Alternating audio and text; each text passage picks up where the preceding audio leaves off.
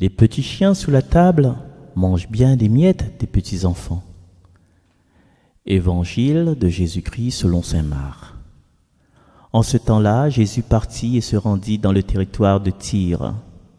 Il était entré dans une maison et il ne voulait pas qu'on le sache, mais il ne put rester inaperçu. Une femme entendit aussitôt parler de lui. Elle avait une petite fille possédée par un esprit impur. Elle vint se jeter à ses pieds.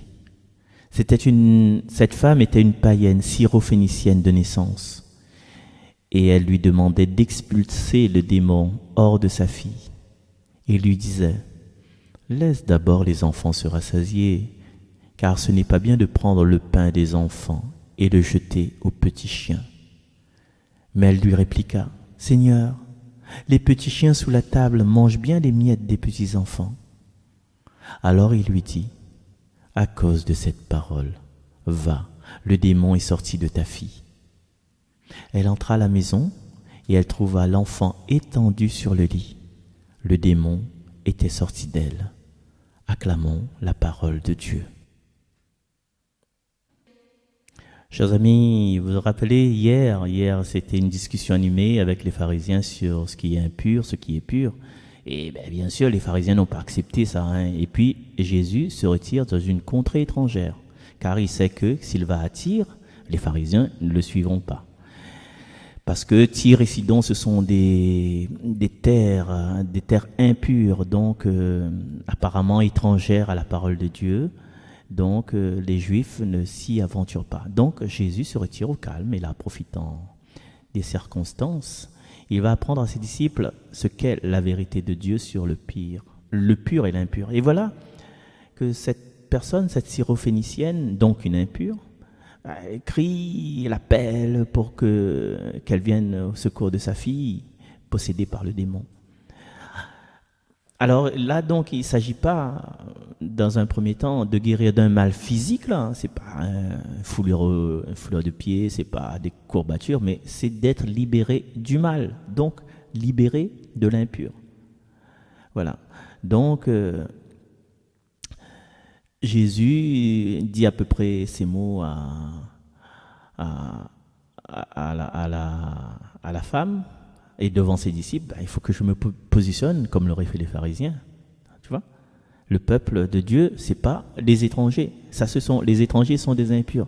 Donc, Jésus, il remet les choses en place. Il n'entre pas dans la façon de voir ses apôtres qui parlent de tranquillité humaine. Voilà. Donc, Jésus est 100% dans sa mission. Et cette mission-là est suscitée par cette phrase qu'il dit, dans un premier temps, il n'est pas bien de prendre le pain des enfants pour donner aux petits chiens. Et là, les chiens étaient les chiens. Et la femme n'en démord pas. Il dit, je te demande pas du pain, je te demande quelques miettes de ton pain, Seigneur, pour sauver mon enfant. Et vous savez que l'amour d'une mère, c'est parfois de l'audace, mais aussi de la foi. Et devant cet amour maternel qui devient un acte de foi et d'humilité, Jésus guérit cette fille, la fille de l'étrangère, la fille de l'impur, chasse l'impur au nom de sa foi, de la foi de la femme. Donc, l'impur a bénéficié de la grâce accordée jusque-là aux gens purs, du moins ceux qui se croyaient l'être, les Juifs. Et par cette révolution, les apôtres vont apprendre cette leçon.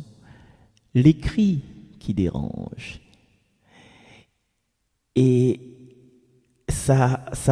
les apôtres vont passer au regard de la foi de cette femme et de leur petit confort personnel. Ils vont passer à la foi qui sauve.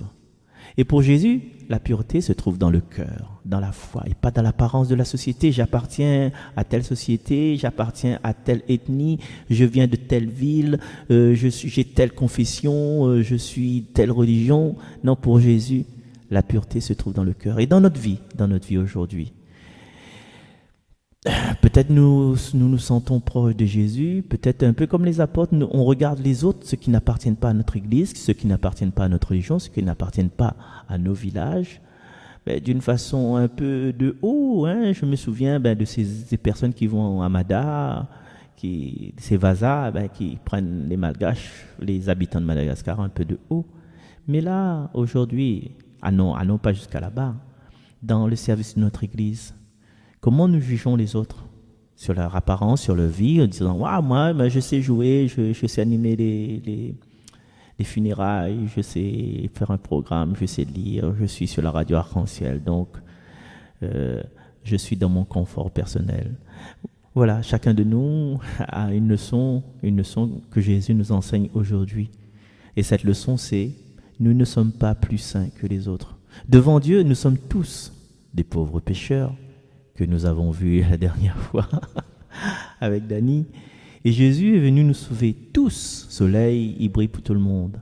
Jésus est venu nous délivrer tous de l'emprise du mal dans notre cœur, dans notre vie. Et aujourd'hui, il nous appelle à changer notre regard et notre comportement.